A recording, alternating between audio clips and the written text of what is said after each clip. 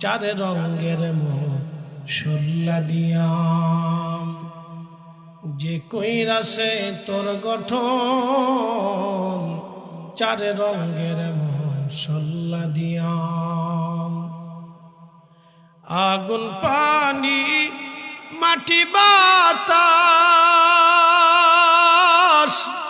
একই যোগে করিয়া প্রকাশ। আগুন পানি মাটি বাতাস একই যোগে করিয়া প্রকাশ। ওরে দেখিলি না তুই কইরা তালাশ, ওরে দেখিলি না তুই কইরা তালাশ। কোন জায়গা সে মহাজন